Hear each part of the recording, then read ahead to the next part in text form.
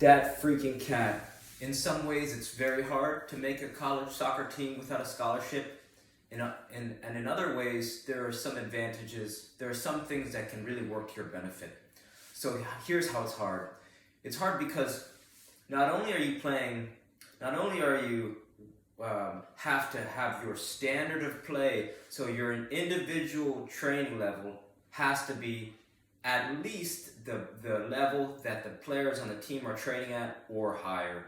Because if it's not, then you won't even get a seat at the table, right? So, and then that's challenging because these are players who have gone through this progression, right, where they've been playing either all year, so they play all summer outdoors, in the winter they're playing indoors, so they're consistently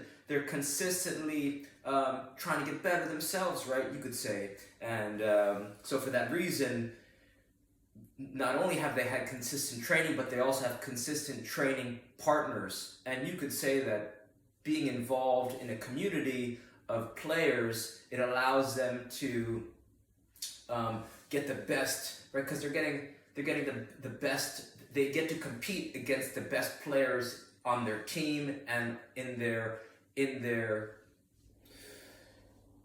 region almost, right? Because you say the best teams, so you say teams compete against other teams, and then you could say the best players from each of those teams get a chance, right? The best players get a chance to kind of see where the best players on the other teams are.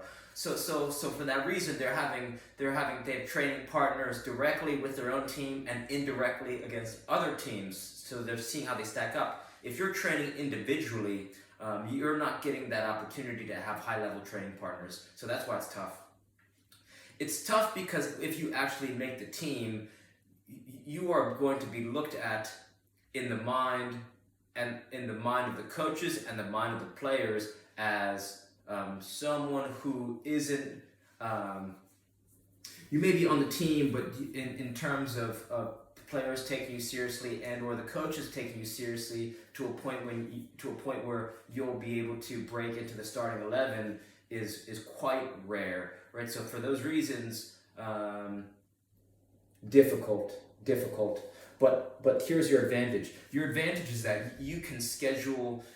You don't have the time restraints that your traditional college players have. So they are accountable for. They have to go to preseason. They have to go to preseason. They have commitments. They have got the commute to and from practice, right? So they have a very, you could say, rigorous schedule. And if you have your own individual training schedule, then you can almost schedule your own ideal training routine personally that's going to allow you to harness, maybe you're someone whose your testosterone is naturally high in the morning, so you can make your schedule where you're always training in the morning. Or let's say someone they say you want to lift weights or you want to do your soccer training the same time that you have sex drive. So let's say you have drive at nighttime, then you could schedule your training that suits you best. So now you're training ideally at nighttime, right? So being able to dictate your own schedule is actually in a benefit for you. Something else to your benefit, some of the things that players and that coaches have their teams do is actually counterproductive.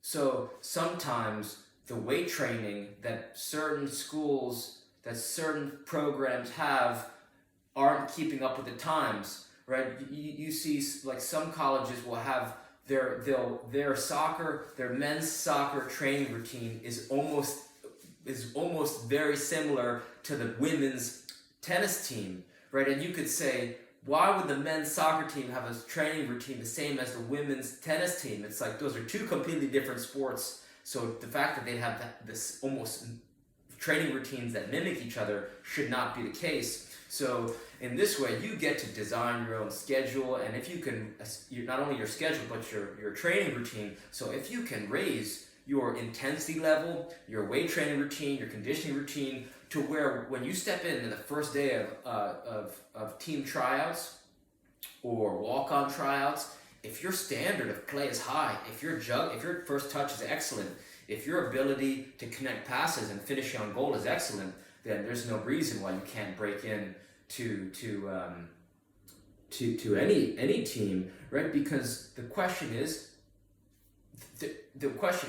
is your standard of play lower, the same, or higher than the current team? And if it's either equal or higher, then you have a chance to play on a college team. And it doesn't matter if you haven't been recruited. Most college teams will give the whole campus either one day to try out, or especially if you reach out to coach and say, hey coach, I played this high level in the UK.